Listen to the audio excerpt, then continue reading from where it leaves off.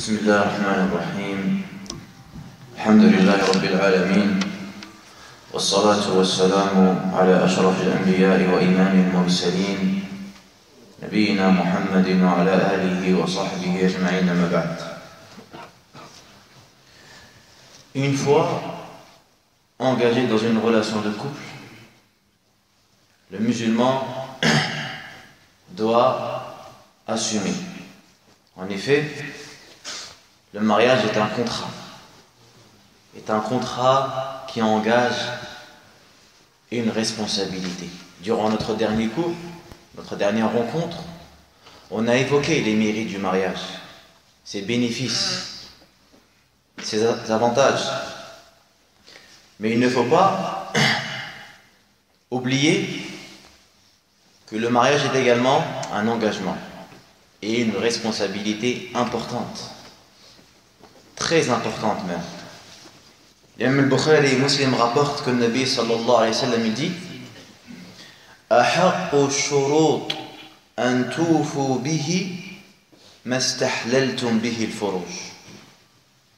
Les conditions qui méritent le plus d'être respectées sont celles qui rendent licite le rapport intime avec une femme.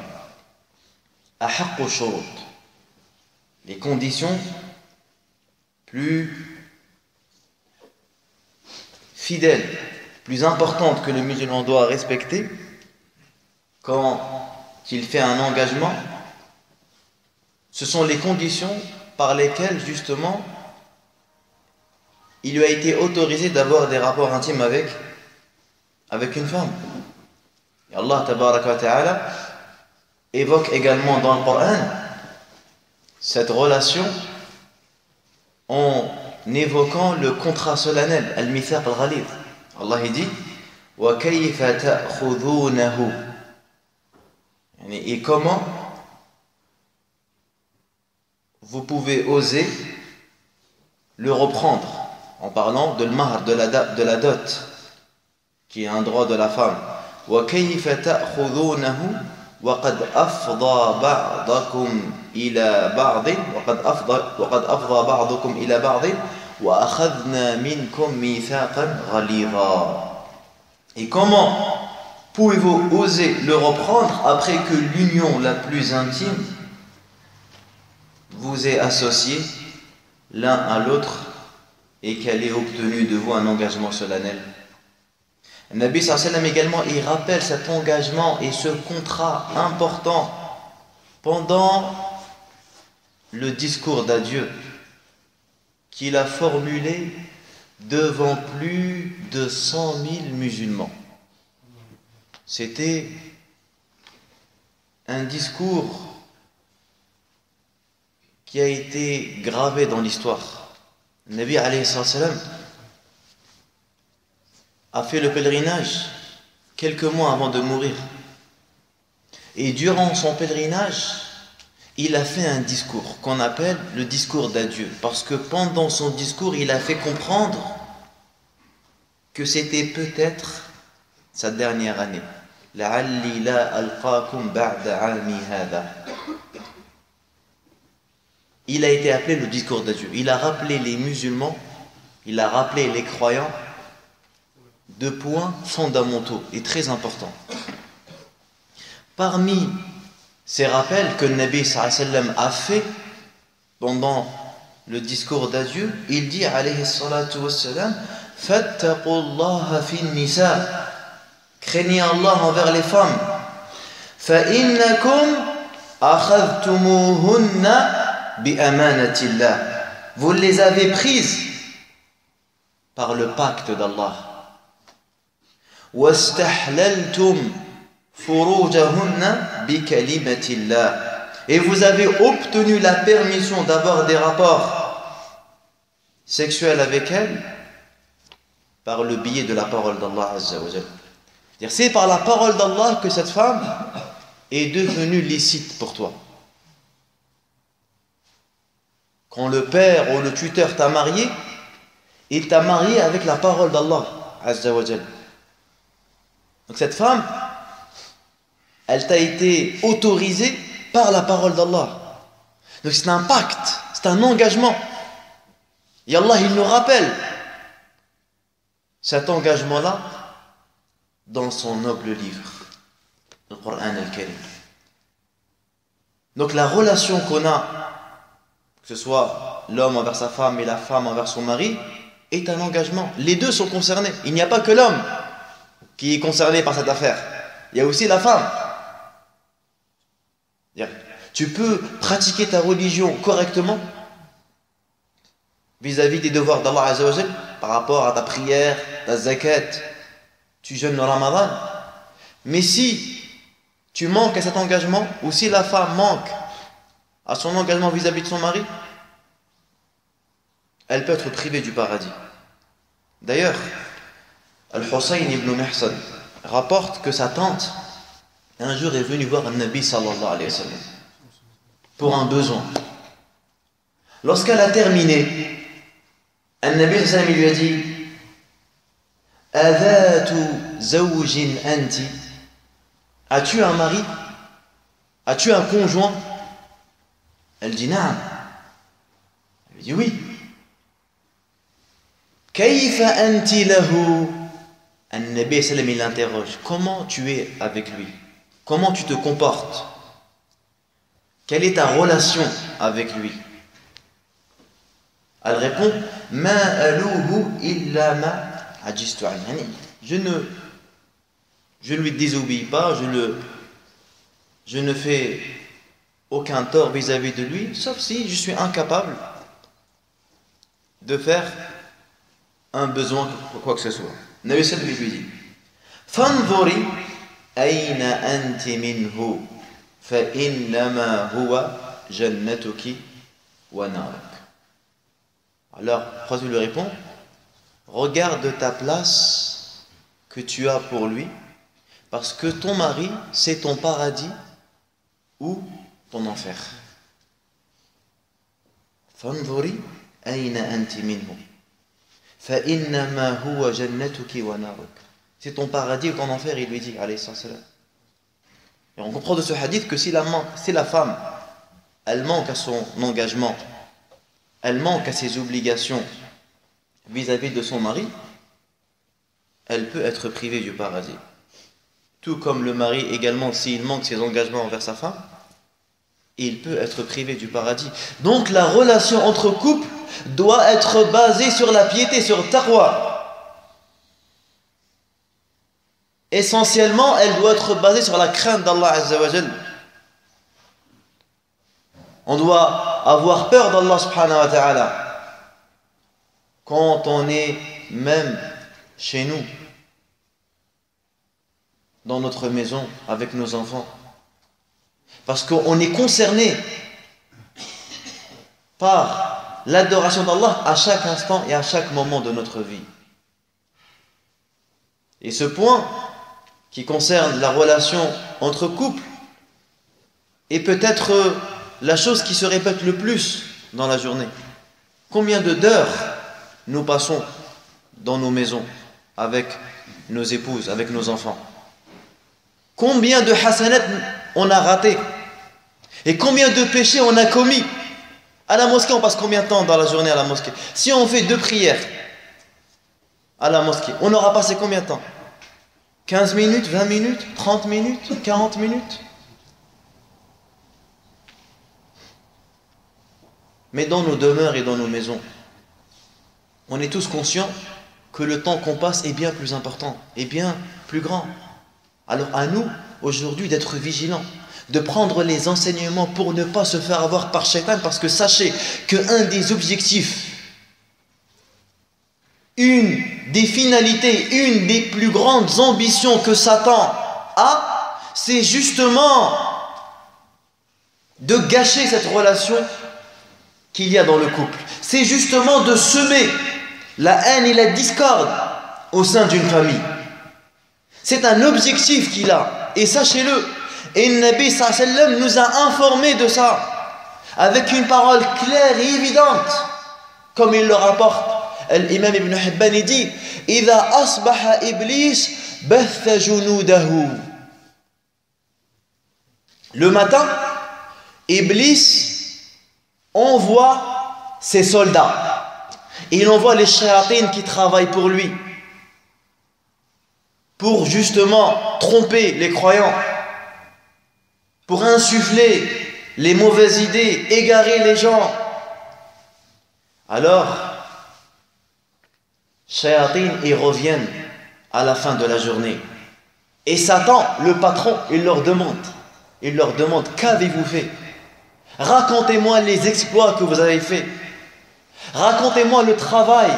Racontez-moi le résultat. Montrez-moi le constat de ce que vous avez fait. Alors il y en a un, il lui dit, moi je n'ai cessé d'inciter un musulman à mentir jusqu'à qu'il a menti. Et il lui dit, tu n'as rien fait. Un autre, il lui dit, moi je n'ai cessé d'inciter un musulman à voler jusqu'à qu'il a volé. Tu n'as rien fait, il va se repentir. Puis, il y a un démon. Il lui dit, moi je n'ai cessé de pousser le musulman à divorcer de sa femme jusqu'à avoir réussi. Et il lui dit, Anta ant, ni'ma ant. C'est toi, et quel bon soldat tu es. Et il lui donne la couronne. Yudha'u lahu taj, devant les shayatines. Il lui donne une couronne et il l'élève au-dessus des autres shayatines. Pour montrer la grandeur de son acte. Les savants ont beaucoup analysé ce hadith. Parce que Iblis sait très bien que divorcer n'est pas un péché. Contrairement au mensonge et au vol. Mais pourquoi Iblis a été réjoui, a été content, a même favorisé le démon qui a été la cause du divorce plus que les autres qui ont quand même conduit des musulmans à commettre des grands péchés? La réponse, c'est que les conséquences du divorce sont préférables à Iblis que le péché qui est commis. Parce que le divorce a des conséquences gravissimes. Et les premières victimes sont des enfants. Des enfants innocents. Des enfants, une fois que le couple est déchiré, le shaitan fera d'eux des soldats. Non pas des égarés. Il fera d'eux des soldats qui vont égarer les autres. Il fera d'eux des éléments perturbateurs dans leur société. Il fera d'eux des gens qui vont faire son travail dans le quotidien. Et une femme, dans sa vie, elle est brisée. Et un homme, dont son cœur est perturbé. Le divorce, il est aimé par Shaitan. C'est un objectif qu'il a, justement, de provoquer la discorde dans nos couples et dans nos maisons et dans nos foyers. Parce que la famille, justement, cette famille, elle a une importance capitale dans le monde dans lequel nous vivons. La famille, c'est la première pierre qu'on pose dans une société. La famille, c'est un élément sacré. Si la famille elle est bonne, bi'idhnillah azza wa jal, le monde sera bon. Nos villes seront bonnes.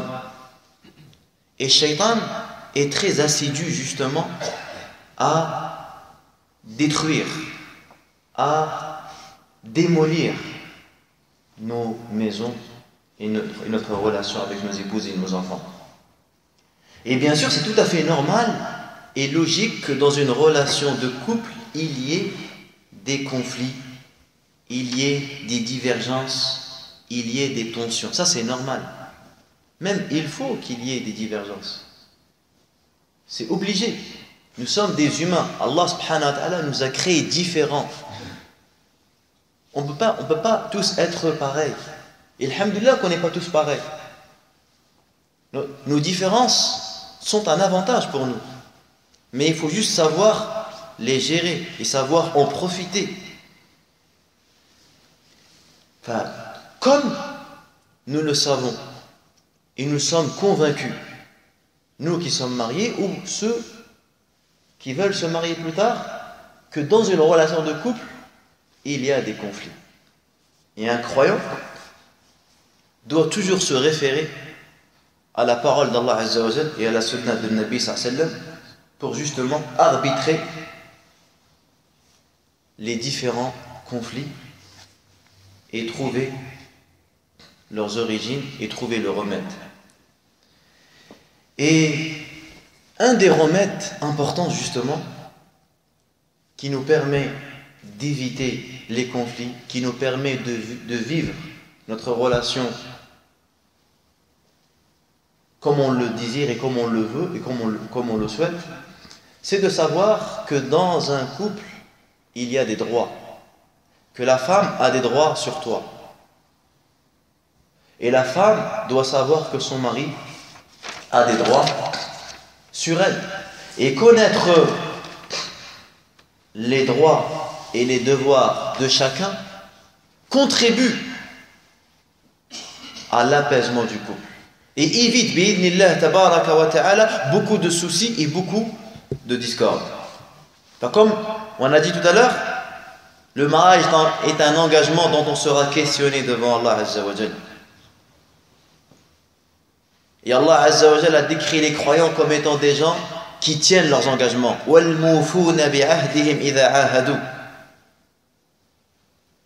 Quand je suis parti demander cette femme en mariage, le père il m'a donné sa confiance. Il m'a marié sa fille. C'est une confiance qu'il a donnée. C'est une grande confiance même. La femme aussi, elle a fait confiance. Elle m'a fait confiance. Elle s'est donnée.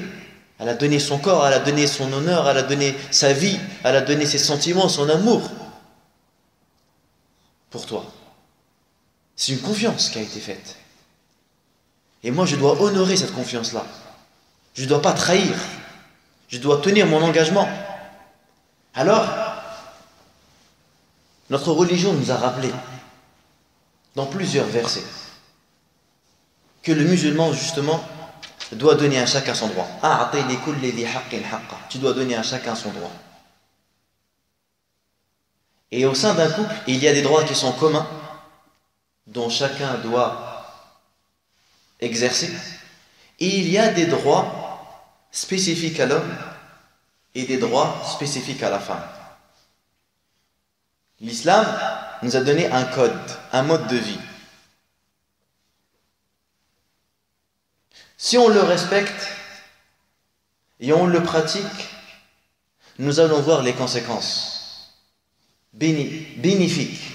Nous allons voir que l'islam a donné des solutions magnifiques, des solutions concrètes qui ont un effet direct dans notre vie. Parmi ces droits communs que l'homme et la femme sont concernés tous les jours, al-mu'asharatu bil ma'ruf, de vivre avec la bienfaisance, avec la bonté. Allah tabaraka ta'ala dit walahunna mithlu alladhi alayhinna bil ma'ruf. Il est du devoir du mari d'avoir un bon comportement envers sa femme, tout comme il est du devoir de la femme d'avoir un bon comportement vis-à-vis de son mari. Notre problème, nous, souvent, lorsqu'on écoute des textes du Coran et de la Sunna qui nous incitent au bon comportement, c'est rare que notre réflexion, notre imagination se dirige vers nos femmes ou vers nos enfants. À titre d'exemple, lorsqu'on entend un hadith où le Nabi sallallahu alayhi wa sallam nous dit un sourire que tu fais devant le visage de ton frère est une sadaqa, est une aumône. Est-ce qu'on pense que ce hadith-là également il concerne notre vie à la maison? Que même lorsque je fais un sourire à ma femme, c'est une sadaqa? Lorsque je fais un sourire à mes enfants, c'est une sadaqa? Ou est-ce que je pense seulement à pratiquer ce hadith avec des étrangers?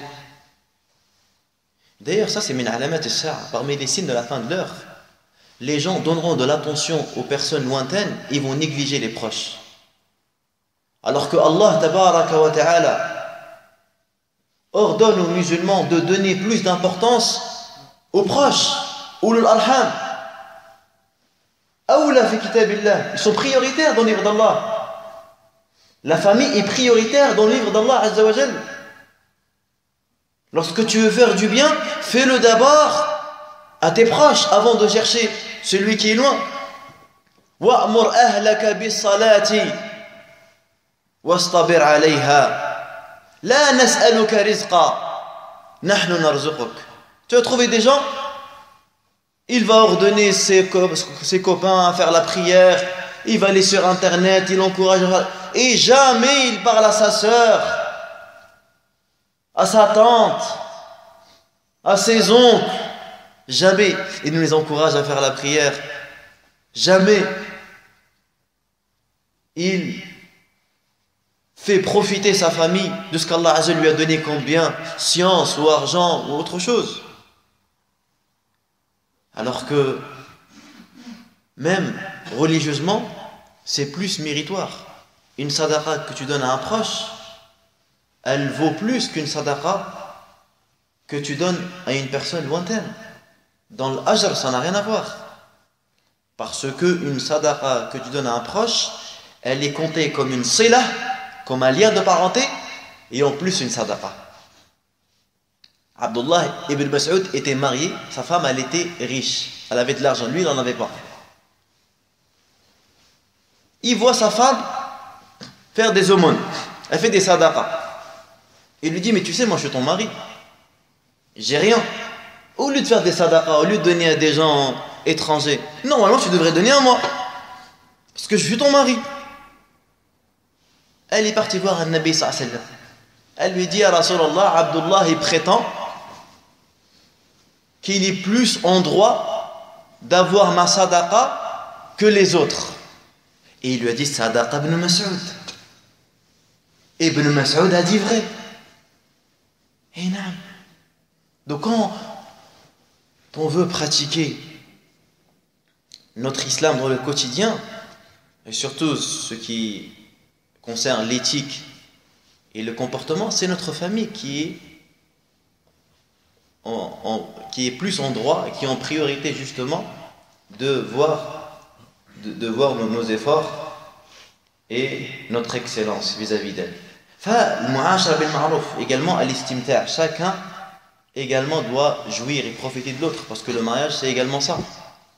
Le mari ne doit pas priver sa femme qu'elle jouisse de lui, et la femme ne doit pas empêcher son mari de jouir d'elle. Regardez Abdullah ibn Abbas radiyallahu anhu. C'était quelqu'un qui faisait attention à son apparence, Ibn Abbas, le cousin de Nabi sallallahu alayhi wa sallam. Et Habrul Ummah, le grand savant de la communauté. C'était quelqu'un qui faisait attention à son apparence. Et il disait à ses élèves, je me fais beau pour ma femme, tout comme j'aime que ma femme se fait belle pour moi. Puis il a cité ce verset, même Ibn Abbas il faisait attention à son apparence devant sa femme. Un point que certains négligent. Tu as des maris, tu as des hommes qui négligent sa propreté, son hygiène, sa manière de parler, de s'habiller quand il est à la maison. Peut-être même que même son odeur elle est mauvaise, hein? Il vient de faire un match de foot, ou il sait que son haleine elle est mauvaise, et malgré cela, il va pour jouir de sa femme et pour profiter d'elle. Et il exige que sa femme également se parfume et qu'elle se prenne. Mais lui non. Elle doit se parfumer, elle doit être belle pour lui, mais lui, il ne fait aucune attention à ça. Ça, c'est de l'injustice, du dhulm.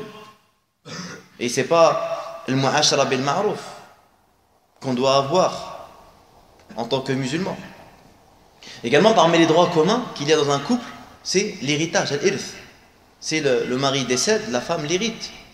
Et si la femme décède, le mari l'hérite également. C'est un droit qui est commun. Et également, parmi les droits communs, hifdhul asrar, préserver les secrets. Ce qui se passe à la maison doit rester à la maison. chez l'homme comme chez la femme. Et il est strictement interdit de divulguer les secrets aux autres, surtout lorsqu'il s'agit des relations intimes qui ont lieu entre l'homme et la femme à la maison. C'est même un grand péché que de raconter. Et certains, malheureusement, le font. C'est un manque de pudeur, un manque d'intelligence. Mais certains le font. Certains montrent et racontent ses soirées à ses amis ou la femme à ses copines. Ça existe, même chez les gens de notre communauté, malheureusement. Enfin, ça, c'est des droits qui sont communs, chacun doit respecter. Et il y a maintenant les droits de la femme, dont Ash-Shara, la législation, a rappelé plusieurs fois, et les droits du mari. Alors, quels sont ces droits évoqués dans le Coran et dans la Sunna, dont le musulman doit respecter? Nous allons commencer par les droits de la femme. Quels sont les droits que la femme a sur toi? Quels sont les droits que ta femme a sur toi? Premièrement, al-mahru, la dot. C'est un droit que la femme a sur toi. Allah dit wa atun nisaa sadaqatihinna nihla. La dot est un droit. Et même si pendant le mariage la dot n'a pas été évoquée, le tuteur t'a marié sans évoquer la dot, sache que tu devras quand même la donner. Tu devras donner ce qu'on appelle mahru al-mithl, la dot qui est similaire aux femmes, à la femme qui est aux femmes du même rang social que ton épouse. Deuxième droit que ta femme a sur toi, an-nafaqa. Tu dois subvenir à ses besoins. Tawfiru ma tahtaju ilayhi az-zawja min ta'amin wa maskan. Lui procurer ce qu'elle a besoin comme alimentation et comme également demeure. De lui procurer une maison, de quoi manger, de quoi boire, même si elle est riche. Tajibu alayka an-nafaqa wa in kanat ghaniya. Les gens de science nous disent que tu es obligé de subvenir à ses besoins, même si la femme travaille, même si elle a un salaire. Même s'il a un salaire, tu es obligé de subvenir à ses besoins. Et tu n'as pas le droit, islamiquement, de prendre son argent ou d'exiger que ta femme participe aux frais de la maison. C'est ta responsabilité. Bien sûr, il lui est recommandé d'aider, et il lui est recommandé de participer, mais ce n'est pas une obligation religieuse. Ce n'est pas une obligation religieuse, c'est une recommandation de sa part. Également, parmi les droits que ta femme a sur toi, tahsin al-khuluq, améliorer ton comportement, être doux vis-à-vis d'elle. Parmi les droits également, an yaqum bi i'fafiha. Tu dois également assouvir ses besoins. C'est-à-dire si l'homme est dans l'obligation d'avoir des rapports intimes avec sa femme, si elle le veut, c'est-à-dire il ne peut pas interdire sa femme ou la priver de rapports intimes. C'est interdit. Également, min haqqiha al-bayat indaha. Dormir à ses côtés fait partie également de ses droits. Aussi, le mari a des droits sur sa femme. Et la femme doit également les respecter. Parmi ces droits-là, wujub al-ta'a, elle doit lui obéir dans ce qui est licite. Elle doit lui obéir dans ce qui est licite. Et l'islam a donné une autorité au mari, non pas comme certains le disent ou le prétendent, qu'il aurait minimisé la femme ou qu'il l'aurait privée. Non. Avoir l'autorité pour un homme, ce n'est pas une fierté, c'est une responsabilité. C'est une responsabilité. Quand Allah tabaraka wa ta'ala dit Ar-rijalu qawwamuna 'ala an-nisa. Certains peut-être, lorsqu'ils vont entendre ce verset, vont dire il va être fier. Dire, moi j'ai l'autorité sur ma femme. C'est une responsabilité. Cette autorité, on sera questionné. Être autoritaire ne signifie pas être dictateur ou être oppresseur. La femme n'est pas ton esclave. La femme n'est pas ton esclave. Mais l'islam a donné une règle pour justement le bien-être de la maison. Il faut qu'il y ait quelqu'un qui est autoritaire à la maison, quelqu'un qui a la dernière parole. Nabi alayhi salam, même quand on part en voyage, il nous demande de choisir un émir d'entre nous. C'est la sunna. On choisit un émir et on doit lui obéir. Si l'émir décide qu'on s'arrête à cette station, on va s'arrêter. On va pas se bagarrer. Non, je m'arrête pas là, je m'arrête à la prochaine. Parce que pourquoi justement l'émir est désigné? Pour éviter les conflits, pour éviter la discorde dans un groupe. Cette règle est pareille. Lorsqu'on dit la femme doit obéir à son mari dans ce qui est convenable, dans ce qui est bien. Également, la femme doit également répondre aux besoins de son mari lorsque il souhaite jouir d'elle, sauf si elle a une excuse valable, telle que les menstrues, ou elle jeûne un jeûne obligatoire, ou elle est malade. Également, parmi les droits que le mari a sur sa femme, c'est qu'elle n'autorise personne à rentrer dans sa maison dont il ne souhaite pas. S'il ne veut pas voir telle personne chez lui, la femme doit honorer sa parole et son souhait. Elle ne fait pas rentrer chez elle quelqu'un dont le mari ne veut pas, même si c'est son frère. Et également, elle ne sort pas de sa maison sans son mari, sans l'autorisation de son mari. Des fois, tu as des femmes, lorsqu'elle a un conflit avec son mari, elle sort, elle part je ne sais pas où pendant une semaine, 2 semaines. Tu étais où? Chez une copine, chez mes parents. Non, tu dois rester à la maison de ton mari. Tu ne sors pas comme ça. Maintenant, il y a un point qui fait débat entre les savants. Est-ce que la femme est obligée, religieusement parlant, de s'occuper de la maison du mari? Khidmatu zawj. Est-ce qu'elle est obligée de lui faire à manger, de faire la vaisselle, de nettoyer la maison? Est-ce que religieusement, la femme est obligée de faire ça? Il y a une divergence entre les savants. La majorité des savants estiment qu'elle n'est pas obligée de le faire. La majorité, al-Jumhur, estime qu'elle n'est pas obligée de le faire. Sa seule obligation, c'est de dormir à côté de son mari. Et d'autres savants, parmi les Hanafiya et d'autres, disent qu'aussi.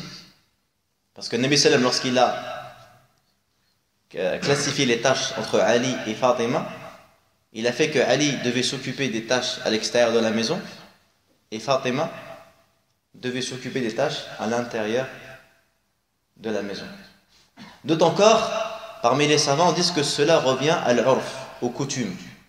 C'est-à-dire que si cette femme, dans ses coutumes et dans son pays, eh ben c'est la femme qui, justement, gère les affaires de la maison, c'est elle qui s'occupe de son mari, concernant le fait de faire à manger, etc., elle doit le faire. Si en revanche ce n'est pas le cas, alors elle ne le fait pas. Parce que dans certains pays, par exemple, les pays du Golfe, etc., dans certaines familles, la femme, quand elle se marie, elle exige d'avoir une femme de ménage. Elle exige d'avoir un cuisinier, une femme de ménage. C'est pas elle qui fait à manger ou qui s'occupe de la maison. Parce que dans les mœurs, dans les coutumes, c'est comme ça. Donc l'urf, il rentre en jeu dans ce type de questions. Les mœurs, l'urf muhakkam. Les coutumes ont un effet direct sur le hukm, le jugement religieux. Maintenant qu'on a su les droits que l'un a sur l'autre, il y a un point très important qu'il faut qu'on aborde lorsqu'on parle de la relation entre couples. Car parmi les éléments essentiels qui vont permettre justement l'épanouissement à l'intérieur d'une maison ou au sein d'un couple, c'est de toujours le nourrir et de toujours apporter des solutions, des changements pour laisser le bonheur et pour laisser la femme et l'homme rêver. Car le mariage, il est fondé sur l'amour et l'affection. Allah il dit min ayatihi, parmi ses signes, an khalaqa lakum min anfusikum azwaja, il a créé de vous, pour vous, des épouses. Pourquoi? Litaskunu ilayha. Regardez, pour que vous trouviez la quiétude, as-sakina. C'est l'objectif du mariage en réalité. De trouver as-sakina, litaskunu ilayha. Wa ja'ala baynakum mawaddatan wa rahma. Et il a fait entre vous l'amour et la miséricorde. Inna fi dhalika la ayatin liqawmin yatafakkarun. Il y a dans cela des signes pour des gens qui réfléchissent. Le modèle des musulmans, des croyants, c'est Muhammad sallallahu alayhi wa sallam. Allah tabaraka wa ta'ala a fait éloge sur son prophète sallam lorsqu'il dit wa innaka la'ala khuluqin 'azim. Tu es certes doté d'un comportement extraordinaire, magnifique. Nabi sallallahu alayhi wa sallam, malgré toutes les responsabilités qu'il occupait, c'était un prophète, c'était un chef d'État, tout ce qu'il avait comme obligation vis-à-vis de son Seigneur, vis-à-vis de sa communauté, regardons quelle relation un Nabi alayhi salatu wassalam pratiquait avec ses épouses. Parce que c'est notre modèle. قد كان لكم في رسول الله أسوة حسنة لمن كان يرجو الله والله. Regardez. De nombreux hadiths ont été rapportés sur la douceur et le comportement qu'avait le Nabi alayhi salatu wassalam vis-à-vis de ses femmes. C'est lui-même alayhi salatu wassalam qui éduque ses compagnons et sa communauté lorsqu'il leur dit khayrukum khayrukum li ahli wa ana khayrukum li ahli. Le meilleur d'entre vous, c'est le meilleur envers sa famille et je suis meilleur envers ma famille. Je montre l'exemple. Nabi sallam, il montrait l'exemple dans ce qu'il disait. C'était quelqu'un qui pratiquait ce qu'il disait. Alors, parmi les récits touchants et magnifiques qui ont été rapportés dans la Sunna, qui mettent en évidence cette douceur, cette proximité que le Nabi sallallahu alayhi wa sallam avait avec ses épouses, il y a le hadith rapporté par Anas. Il dit radhiyallahu anhu, balagha Safiya anna Hafsa qalat anha bintu Yahudi. Safiya, qui était l'une des épouses de Nabi sallallahu alayhi wa sallam, lui est parvenu que Hafsa a dit à son sujet qu'elle était la fille d'un juif. Et Hafsa et Safiya étaient des épouses de Nabi sallallahu alayhi wa sallam. Min ummahat al-mu'minin. Et vous savez qu'entre les femmes de Nabi sallallahu alayhi wa sallam, il y avait de la jalousie, c'est naturel, entre les femmes. Quelque chose que tu ne peux pas enlever. Alors, lorsque Safiya a entendu ces propos, bakat, elle a pleuré. Elle a pleuré. فدخل عليها النبي صلى الله عليه وسلم وهي تبكي. Il est rentré, on l'a trouvé en train de pleurer. فقال لها ما يبكيك. Qu'est-ce qui te fait pleurer? فقالت قالت لي حفصة إني بنت يهودية. Hafsa, elle m'a dit que j'étais la fille d'un juif. Qu'est-ce qu'elle a fait, Nabi sallam? فقال النبي صلى الله عليه وسلم إنك لابنة نبي وإن عمك نبي. Il lui a dit, mais tu es la fille d'un prophète, en parlant de Moussa alayhi salam. Et ton oncle, c'est un prophète, en parlant de Haroun, le frère de Moussa alayhi salam. وإنك لتحت نبي. Et en plus, tu es marié à un prophète. ففيما تفخر عليك. Avec quoi Hafsa va-t-elle se vanter sur toi? Puis il a dit à Hafsa, ittaqillah ya Hafsa. Crains Allah ya Hafsa dans tes paroles. Il a dit rapporté par Tirmidhi. Regardez Nabi sallam comment il gérait les conflits de sa maison, les conflits entre ses épouses. Également, parmi les récits qui nous ont été rapportés sur la manière dont le Nabi sallam gérait et comment il se comportait à l'intérieur de sa maison, ce que Aïcha elle nous dit, elle dit, radiyallahu anha, elle nous décrit comment était Nabi sallam à l'intérieur de sa maison. Elle dit, il était au service de sa famille. Yakhsifu na'lah, il réparait ses chaussures. Wa yuraqqi'u thawbah, et il cousait ses vêtements. Nabi sallallahu alayhi wa sallam. Aujourd'hui, vous avez des gens qui pour rien au moins dire quoi? Moi, je vais coudre mes vêtements. Moi, je vais aller les laver. Moi, un Nabi sallallahu alayhi wa sallam. Le messager d'Allah. L'homme le plus savant, le plus pieux. Hein? Et il était au service de sa famille. Et il cousait ses vêtements, alayhi salatu wassalam. Et regardez, Nabi sallam, comment il maintenait l'amour dans son couple. Parce que c'est très important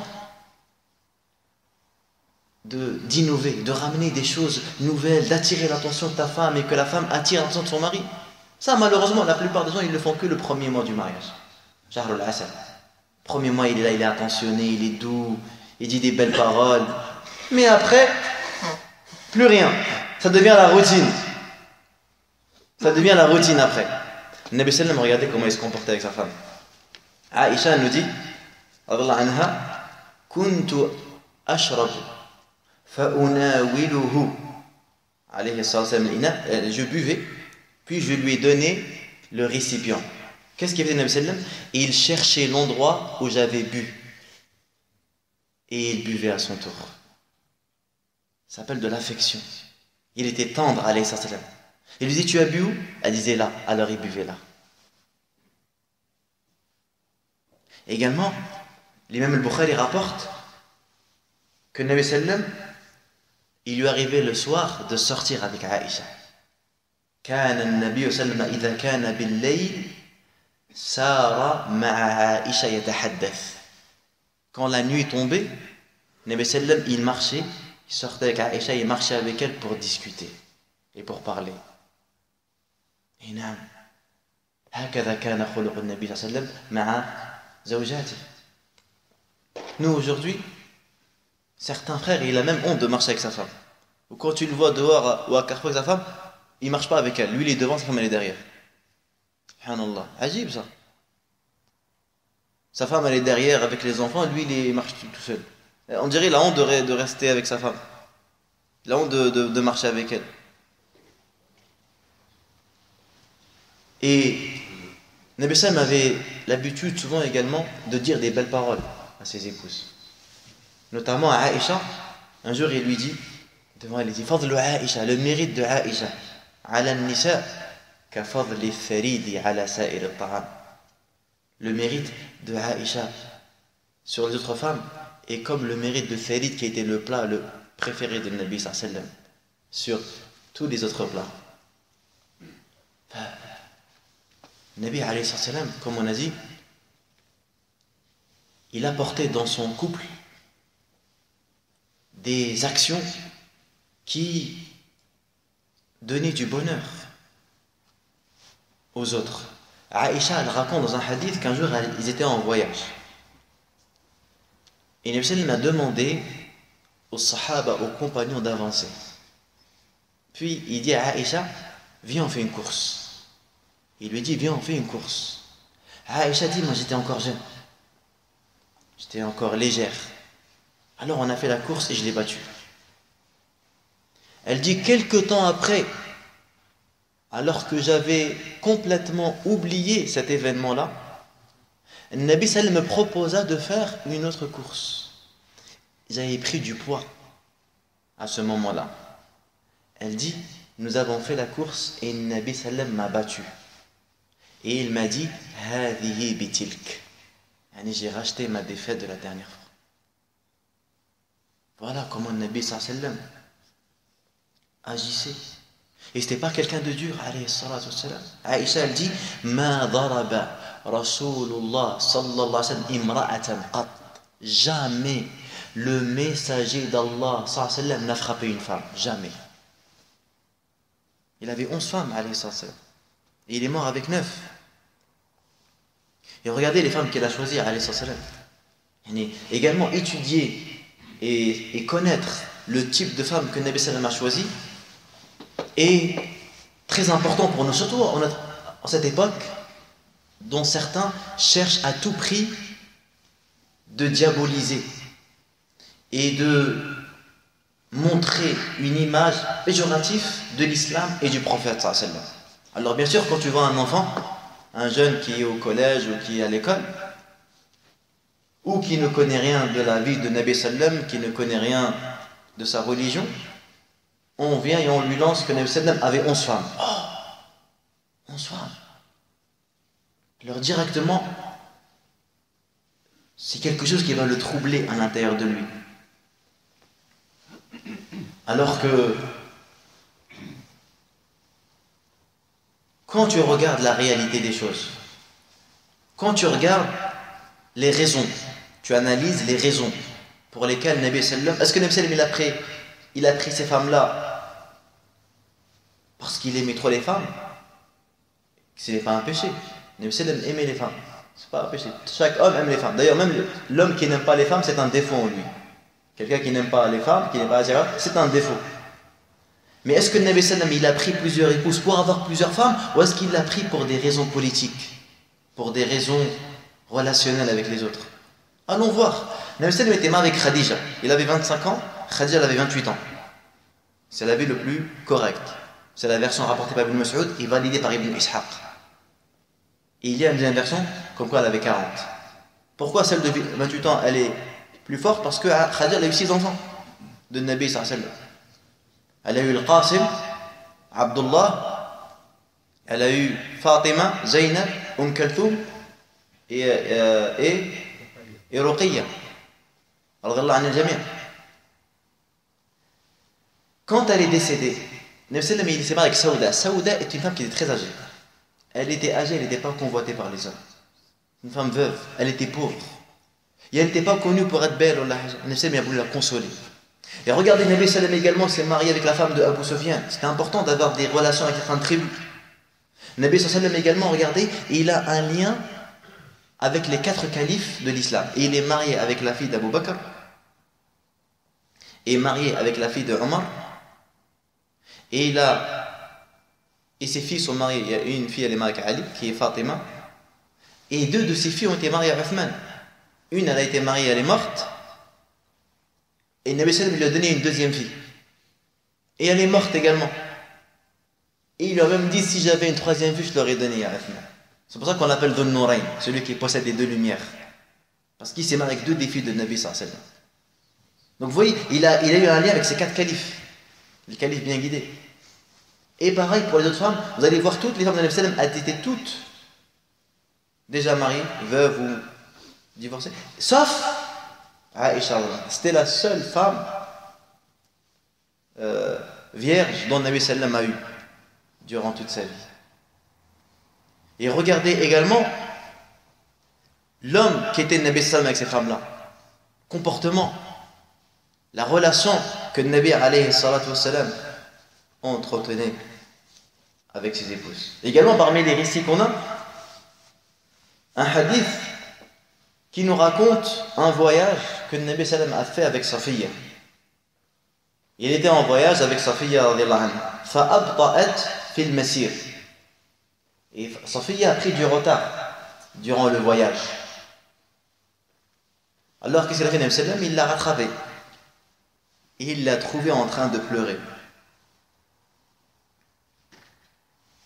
Alors, quand il l'a rencontré, elle lui a dit Hamiltani ala ba'ir ou hamaltani ala ba'irin bati. Elle lui a dit, tu m'as mis dans un chameau ou tu m'as mis sur un chameau qui ne va pas vite. فجعل رسول الله صلى الله عليه وسلم يمسح بيديه. Nabi sallam, il s'est mis à essuyer ses larmes avec sa main. Et il l'a consolé. Elle a dit, tu m'as mis dans un chameau qui est long. Nabi sallam l'a consolé. Voilà comment le musulman doit se comporter lorsque sa femme a fait une crise. Lorsque sa femme, elle lui réclame des choses qui lui semblent étranges ou abusives. C'est avec la douceur qu'on règle les problèmes. Vous savez, les musulmans, la règle, c'est qu'on doit toujours utiliser la douceur. La dureté, c'est une exception. On utilise la dureté lorsqu'il n'y a plus d'autres moyens. Même avec les enfants.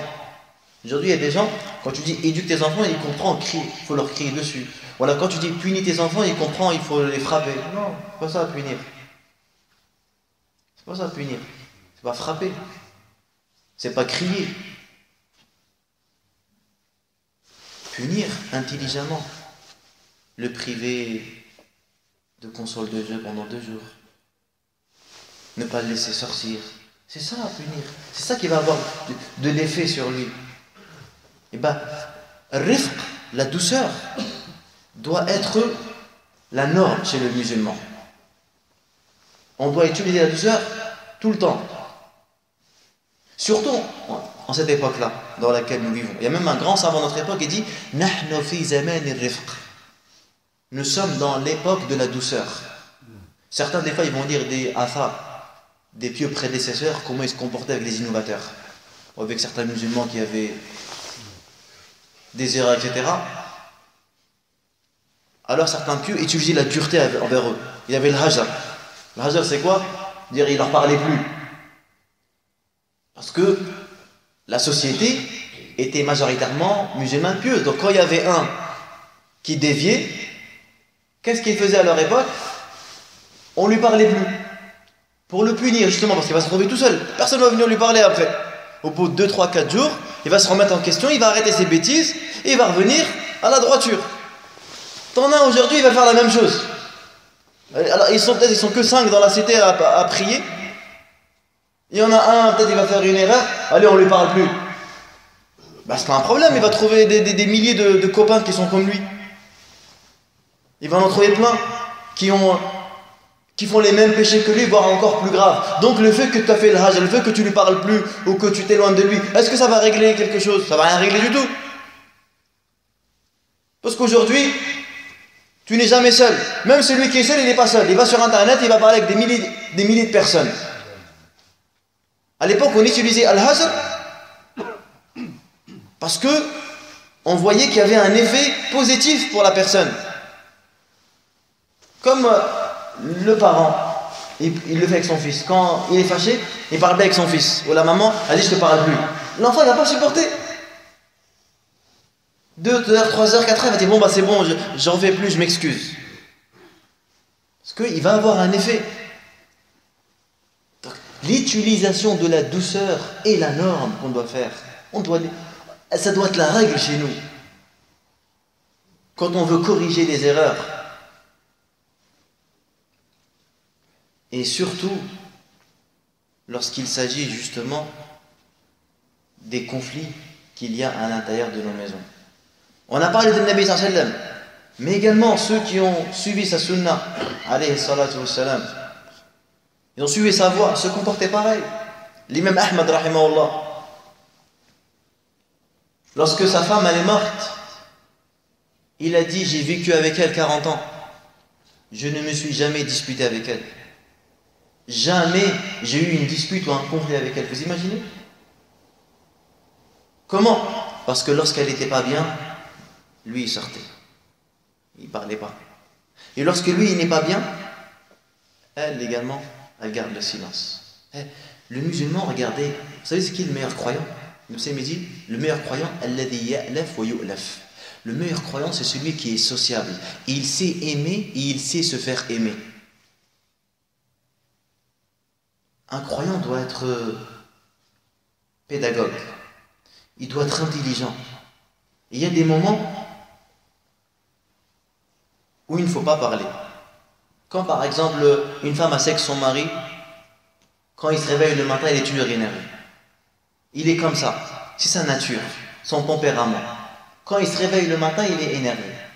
La femme intelligente, la femme qui ne veut pas des problèmes dans sa maison, elle va éviter de parler le matin. Elle va attendre qu'il se calme et elle va parler avec lui. C'est simple à comprendre. Mais pourtant,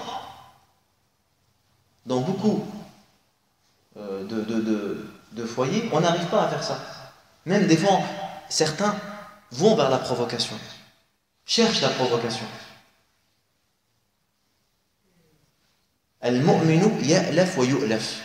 Il aime et il sait se faire aimer. Il sait comment se comporter. Il sait quoi dire pendant les moments difficiles. Nabi sallallahu alayhi wa sallam, il aimait beaucoup Khadija radhiyallahu anha. Devant Aïcha, il parlait souvent d'elle.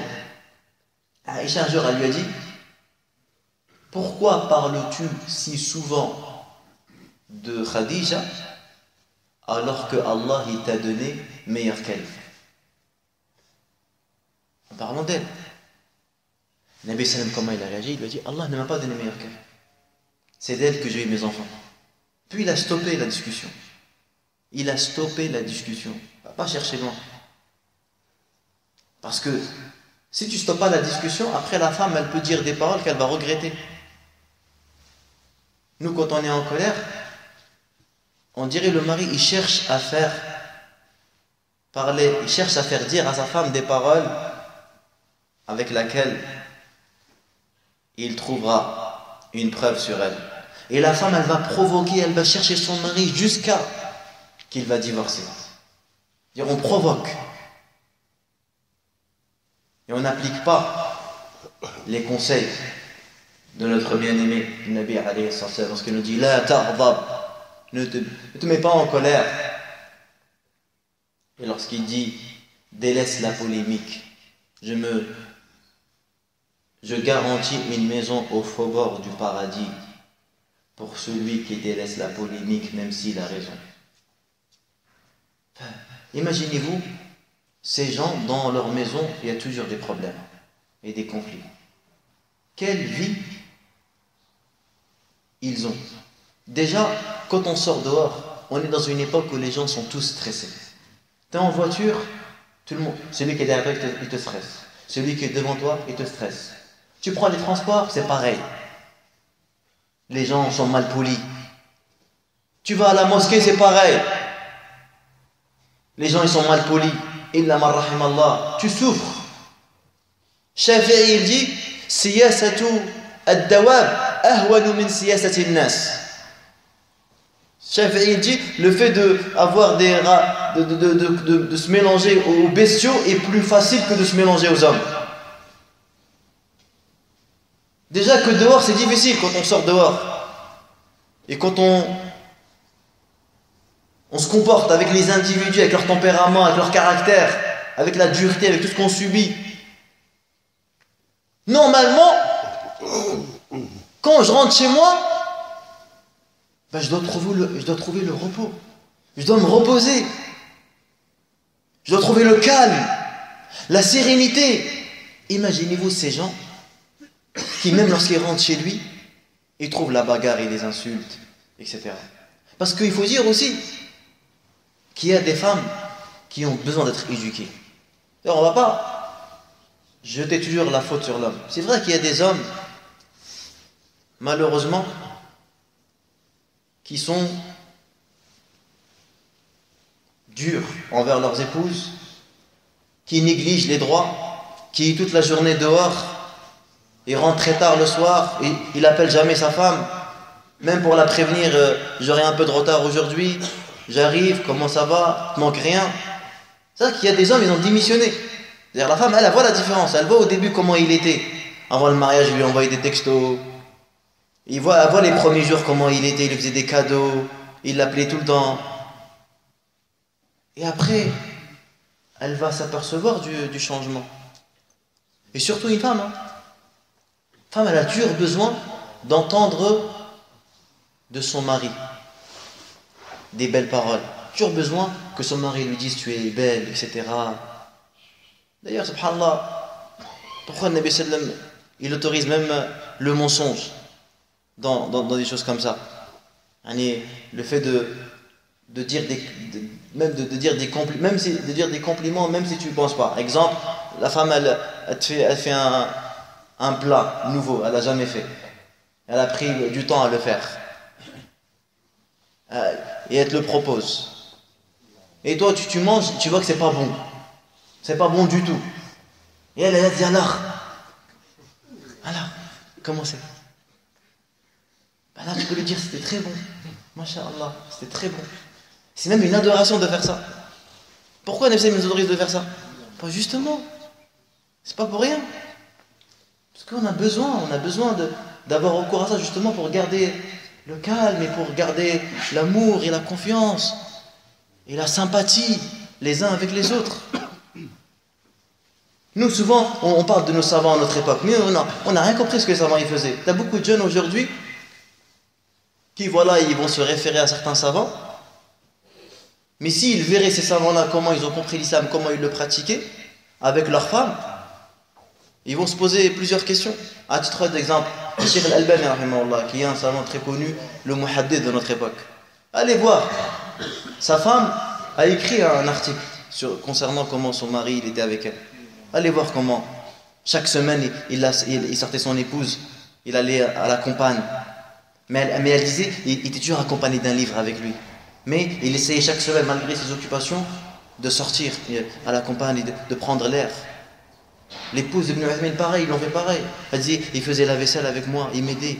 Ah, les savants, qu'est-ce qu'ils faisaient? Pratiquer leur science. Pratiquer. Et ils ont compris la religion, comment elle devait être, comment on devait l'exercer, la pratiquer. Enfin, la relation d'un couple, elle est primordiale parce qu'on est en train de préparer la venue d'un enfant. Et autant que l'enfant arrive dans des bonnes conditions. Parce que généralement, la plupart des problèmes ont lieu la première année. Parce que c'est nouveau. On commence à se connaître. On commence à appréhender. Chacun il a sa mentalité. Chacun a la manière de... Mais normalement, au bout d'une année, le mari s'est fait l'idée. Connaît sa femme, ça y est. Il sait comment elle est. Et la femme, elle connaît son mari. Elle sait comment il est. Donc on a besoin d'utiliser des outils intellectuels pour connaître l'autre. Et pour essayer justement d'introduire de la joie et d'apporter du bonheur. Parce que c'est une ibadah, c'est une adoration. On a besoin de préparer notre maison pour que l'enfant qui vient, Inch'Allah, il sort dans un foyer qui est sain. Il verra jamais le papa manquer de respect à sa maman devant lui. Et il ne verra jamais la maman manquer de respect à son papa devant lui. Et ça, beaucoup ne l'ont pas compris, ça. Combien sont ceux les enfants qui doivent subir la grossièreté et la vulgarité de leurs parents devant eux? Combien sont ceux, ces enfants-là, qui, les pauvres, ils doivent encaisser, peut-être même toutes les semaines, voire même tous les jours, voir leurs parents se crier dessus. Et ils sont là, perdus, sont incapables de faire quoi que ce soit. Ils ne veulent pas voir leurs parents comme ça, mais ils le font malgré ça. Naam. Sachez que les études ont prouvé, la plupart des déséquilibrés, la plupart des gens qui pètent les plombs là, la plupart de ces gens-là, pensez que c'est venu comme ça, du jour au lendemain il est devenu comme ça? Non. Des études ont prouvé que c'était des gens qui n'ont pas reçu d'amour et n'ont pas reçu d'affection durant leur enfance. Parce que nous sommes des humains. Notre corps, il a des codes. Elle ne change pas. Un être humain, un enfant surtout, il a besoin de voir que ses parents ils s'aiment. Il a besoin d'entendre de son père des encouragements, d'entendre de son père qu'il l'aime. Il a besoin de ça. Et si tu le prives de ça, ça va avoir des conséquences. Tôt ou tard, c'est obligé. Ça va avoir des conséquences tôt ou tard, obligatoirement. Donc il ne faut pas être étonné après du résultat. De voir aujourd'hui, on voit beaucoup de notre jeunesse aujourd'hui, surtout dans nos cités, qui manquent de confiance en eux, alors qu'ils ont beaucoup de qualités. Tu vois beaucoup de jeunes qui peuvent persévérer dans plein de domaines. Allah il leur a donné des qualités extraordinaires. Mais ils n'ont pas confiance en eux. Il a même honte de poser des questions. Parce qu'il a peur qu'on se moque de lui, ou que les autres rigolent. Il n'a pas confiance en lui. Et ça, c'est une catastrophe. Qu'un jeune arrive à ça.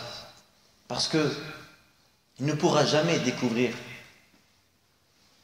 les compétences qu'Allah subhanahu wa ta'ala lui a données. Il ne pourra jamais voir sa vraie valeur. Et la cause et les fautifs dans ça sont les parents qui n'ont pas su justement gérer leur couple. Allah Azza wa Jal, même lorsqu'il s'agit de divorce, quand vraiment tout a été fait pour réconcilier, hein, le médiateur, pardonner, etc. Tout a été fait et que ça ne marche pas et qu'il faut divorcer. Même dans le divorce, Allah Azza wa Jal, il leur donne d'utiliser la douceur. Regardez qu'est-ce qu'il dit aux couples lorsqu'ils sont sur le point de divorcer. Regardez ce qu'il leur dit. وَلَا تَنْسَوْا الْفَضْلَ بَيْنَكُمْ.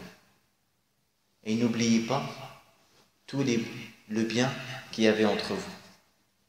Et toi, tu as vécu 20 ans avec ton mari, tu as divorcé. Mais n'oublie pas les 20 ans. Nous, non. Vous allez voir aujourd'hui, les gens qui divorcent, ils ne se parlent plus. Passe. Ils peuvent même plus se regarder. Même lorsqu'il doit chercher l'enfant, il ne faut pas qu'il la voie. C'est par un intermédiaire.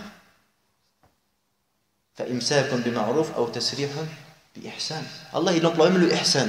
Même tasrih, lorsque tu imsak bi ma'ruf, soit tu la retiens avec ma'ruf, tu la gardes avec toi avec bonté, ou soit tasrih bi ihsan. Allah, moi je suis exposé à des cas malheureux. Des fois des frères qui font la misère à leur femme et la femme elle demande de divorce, je te divorce pas, il lui dit, tu restes comme ça. Subhanallah. Wallah, il y en a, ils font ça. J'ai vu plusieurs cas. C'est-à-dire, ni veut la garder bi ihsan, ni veut la garder avec bienfaisance, et ni veut la divorcer. Il dit, je te divorce pas, tu vas rester comme ça. Et elle est perdue. Surtout ceux-là qui se marient pas à la mairie après, avec le halal, là, qui disent le halal, comme ça. Ils n'ont aucune preuve, ils n'ont rien. Moi j'en ai connu, j'ai connu une sœur comme ça, mariée halal comme ça, elle me dit je te divorce pas, tu vas rester comme ça. Tu crois que c'est moi qui va te divorcer? C'est pas la mission de l'imam ça. Et après quand elle va appeler des savants d'autres pays, ils vont lui dire bah, il faut que tu ailles chez un juge dans un pays musulman. Et il lui dit ça, va dans un juge dans un pays musulman. Lui il va te proclamer le divorce. Il va te divorcer de cet homme. Il va voir est-ce que vraiment cet homme ne subvient plus à tes besoins. Il va dire regarde les problèmes dans quoi ils sont. Mais regardez aussi jusqu'à où certains ils sont prêts, qu'est-ce qu'ils sont prêts à faire. Et pourquoi tu gâches la vie de cette personne, même si elle t'a fait du mal. Est-ce qu'un musulman doit se comporter comme ça? Un musulman se comporte comme ça?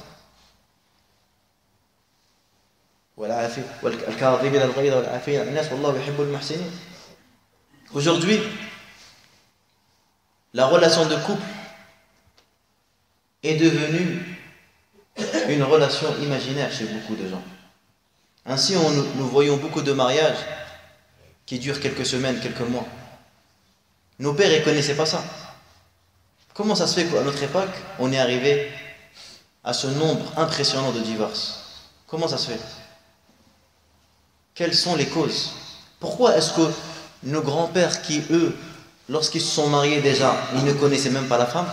C'est-à-dire que généralement c'est des mariages arrangés chez eux. C'était le papa, il lui a déjà choisi c'était qui. Il a accepté la décision sans même l'avoir vue. Moi j'en connais, il n'a même pas vu sa femme. Il s'est marié et tout, alors que c'est contre la sunna. Hein. Ou bien le Nabi sallam, lorsque le sahabi allait se marier, il lui a dit va la voir. Mais les coutumes étaient comme ça. Et subhanallah, le divorce était rare chez eux. Ils se marient 30 ans, 40 ans, 50 ans, dans le respect. Et nous, regardez, nos jeunes avant le mariage. Ils la fréquentent. Il lui envoie des messages tous les jours. Il connaît son repas préféré, sa couleur préférée. Il connaît tout sur elle. Il lui a fait un mariage de 20 000 euros. Pour elle. Il s'est endetté. Etc., etc. Et à la fin, il n'y a rien. À la fin, il n'y a rien du tout. La vie est un cauchemar tous les jours. Donc vous voyez bien que le système, que la télé, que les films américains, que les séries, la télé-réalité veut nous transmettre est faux. C'est du mensonge. C'est du mensonge. Mais nos jeunes, pour la plupart, ils y croient. Même si au fond d'eux, ils savent que c'est pas vrai, mais ils se mentent à eux-mêmes. Alors ils continuent à rester dans le faux. Et ça a des conséquences. Le divorce, ses conséquences sont gravissimes. Un musulman doit à tout prix bien choisir sa femme justement pour ne pas vivre cette expérience-là. C'est une expérience qui est très douloureuse pour l'homme comme pour la femme. Divorcer n'est pas quelque chose de facile. Aujourd'hui, c'est devenu banal. Il y a des hommes, ils s'énervent. Bon, je te répudie, t'es divorcé. Il y en a beaucoup même, ils vivent dans le haram sans le savoir. Il y en a beaucoup durant sa vie, peut-être il a dû divorcer sa femme 20 fois, 30 fois. Il va dire j'étais énervé. Et j'ai entendu quand tu es énervé, le divorce il n'a pas lieu. Ah bon? Tu connais un homme qui divorce sa femme et il n'est pas énervé? Un homme quand il divorce sa femme, c'est qu'il est énervé, c'est obligé. Ça n'existe pas un homme qui divorce sa femme et il est content. Sauf s'il est fou. Sauf s'il est malade. Mais un homme quand il va divorcer sa femme, c'est qu'il est énervé. Donc comment ça... Ouais, parce que j'étais énervé. Bah, c'est normal, tu étais énervé. Aujourd'hui, des gens, non seulement ils ne savent pas se marier, mais même divorcer, ils ne savent pas le faire. Alors il dit à sa femme, je te divorce 3 fois. Il dit, juste en faisant ça, c'est haram déjà. Tu n'as pas le droit de faire ça. Tu n'as pas le droit de divorcer 3 fois.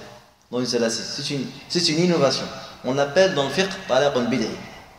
Où tu vois, un homme et divorce sa femme, là c'est monstrueux. C'est interdit. Omar ibn Khattab, il a blâmé un de ses enfants. Omar ibn Khattab, quand la mort lui est venue, il fallait qu'il désigne un calife. Ils lui ont dit, pourquoi tu ne désignes pas ton fils là-bas? Et lui, son fils, il lui est arrivé un jour, il a divorcé sa femme, elle avait ses monstrueux. Il leur a dit, je vais déléguer à quelqu'un qui ne sait pas divorcer sa femme.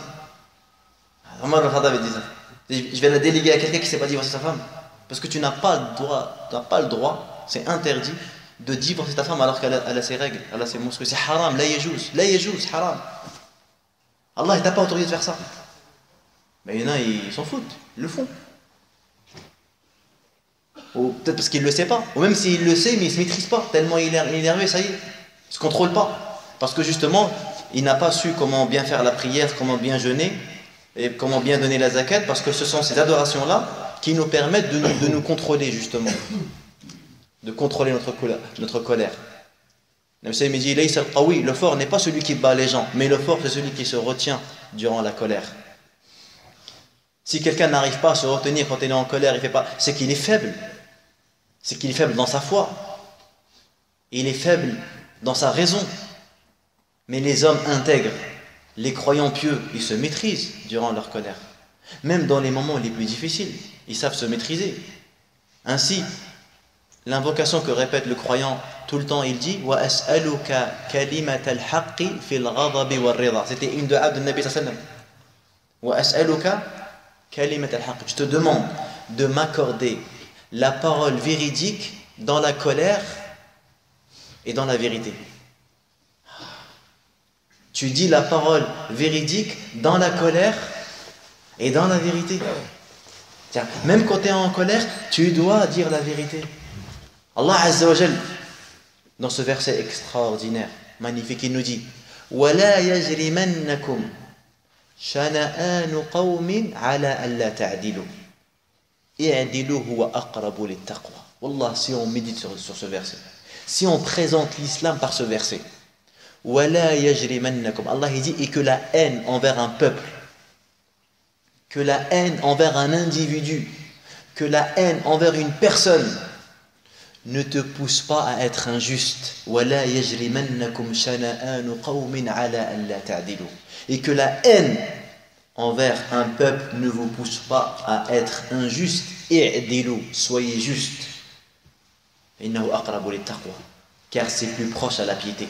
Allah il nous dit, même quand tu as une haine contre un peuple, tu as une haine contre une personne, tu dois pratiquer la justice, c'est une obligation. Et si tu es injuste, tu en seras jugé et tu en seras puni par Allah Azza wa Jal, malgré que lui a été injuste. C'est pour ça que souvent, ceux qui subissent l'injustice retombent dans l'injustice. Souvent c'est comme ça. quand il subit l'injustice, il retombe dans une injustice. Alors que s'il avait patienté, il reste patient face à cette injustice, il devient l'allié de Dieu, l'allié d'Allah. Rabbul Mustad'afin, le Seigneur des opprimés. Allah lui promet la victoire. Il lui promet le secours. S'il est patient. Mais les gens décident de faire quoi quand ils subissent une injustice? Et bien de pratiquer et d'exercer à leur tour une injustice encore plus forte. Alors lorsque la femme subit une injustice de son mari, et bien elle aussi, elle veut être injuste.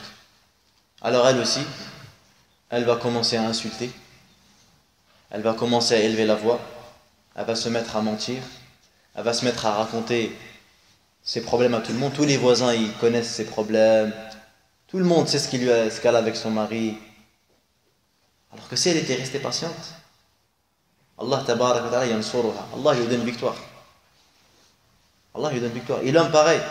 Il y avait un frère, je me rappelle, et c'est une histoire qui m'a attristé. Sa femme lui faisait beaucoup de mal. Elle lui a déclaré la guerre. Mais subhanallah al-azim, lui il était calme. C'était quelqu'un de posé. C'était un frère d'origine asiatique. Les gens d'origine asiatique, ils ont un tempérament très calme. Ils sont comme ça. Et subhanallah, quand il me racontait son histoire, il m'a touché parce qu'il pleurait. Je l'ai rencontré un jour, je lui ai dit alors, ça va et tout, c'est vrai que ça va? Il m'a dit non, elle est décédée. Il était même triste pour elle. Il était même triste pour elle, subhanallah. J'étais étonné de cette miséricorde qu'il portait dans son cœur. Ah non, ça les gens, subhanallah. Ça les gens, c'est ça là, c'est le but de la religion. Nabi sallallahu alayhi wa sallam, lorsqu'il est parti dans Taïf, et comment il a été accueilli, on lui a jeté des pierres, on l'a insulté. L'ange des montagnes s'est manifesté et il lui dit donne-moi l'autorisation et je ferai disparaître ce peuple à jamais. Nabi sallam lui dit non, peut-être que va surgir de leur descendance des gens qui croiront en Allah et ne lui donneront aucun associé. Alors si Nabi sallam était comme ça avec ses ennemis, comment nous devons être avec notre famille, avec celle qu'on partage le même lit, avec celle qui est la mère de nos enfants, avec celle dont on fait un? Comment devons-nous être? Comment devons-nous nous comporter face à son erreur et face à ses péchés? Allah subhanahu wa ta'ala an yahdiyana li ahsani al-akhlaq لا يهدي لأحسنها إلا هو وأن يصرف عنا سيئها لا يصرف عنا سيئها إلا هو وآخر دعوانا أن الحمد لله رب العالمين.